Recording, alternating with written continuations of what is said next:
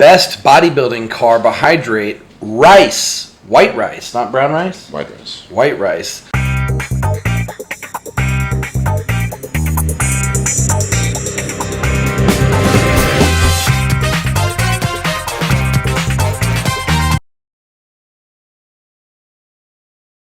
But how do we make it more palatable? How do we make it digest faster? Do you have any tips or tricks on cooking or seasoning that will help people consume more rice, make it less boring, make it more appetizing and digest quicker? Right. Rule number 1, keep it fresh and hot. So I wouldn't let your rice cool down, because the problem is when rice or sweet potato cools down, it creates resistant starches, which is similar to a fiber. So that means if you let the rice cool down, then it's harder to digest later in the day. So you would always keep your rice cooker running. When I was bulking, I'd make 3 portions of rice per day. So every time there would be 300 carbs, and just 2 cups of rice, it's about 300 grams of carbs. And I would make that 3 times per day. So the rice would always be fresh. So I'd have 6 meals of a cup, and those would all be fresh and hot. So it would be digesting way faster. You can use a little bit more water just to make it a little bit soggy. I don't prefer that. Some people do.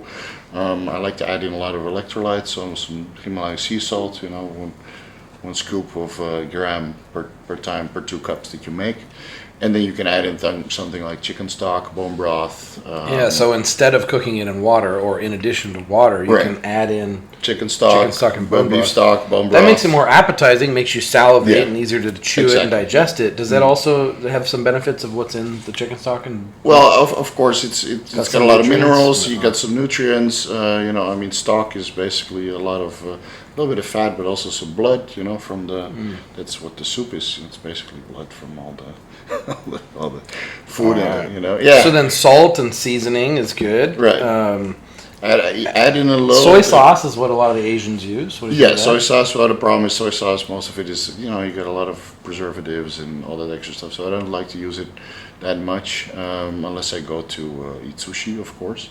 And then, of course, you got vinegar and all sugar in there. So that's also not the best way to go forward if you want to do that daily. I recommend some people to cook their rice in coconut water.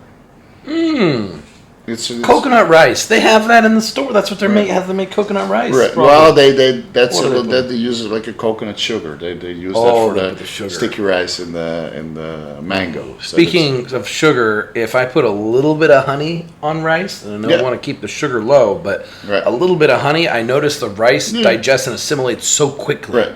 It's like boom, and it's in my muscles. Exactly. That's also a trick. You can add a little bit of cinnamon. If you add some dextrose or honey.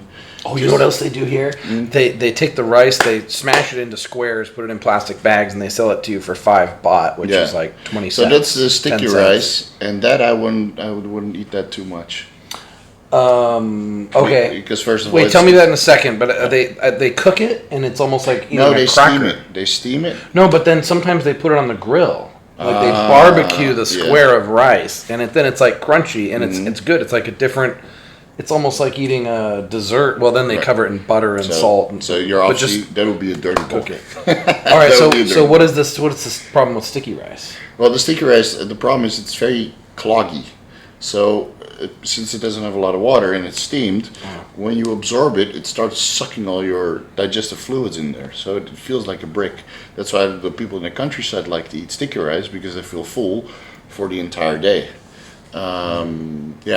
That's which is the opposite of what we want as a bodybuilder. Right. You want that shit to digest as soon as possible, so you can eat more. I mean, and keep your stomach reasonably tight. So the best way I found was either cooking in coconut water, which gives you like a perfect electrolyte balance. Of course, it makes it a little bit sweet, so it's easy to digest. Or chicken stock or bone broth. Courtesy of Stanley Verding's vertical diet. All right. I never heard of it before, so when I read his ebook, it's I've been doing that now for the last couple of weeks, and it's really a game changer. Ooh. Yeah, you can eat so much food.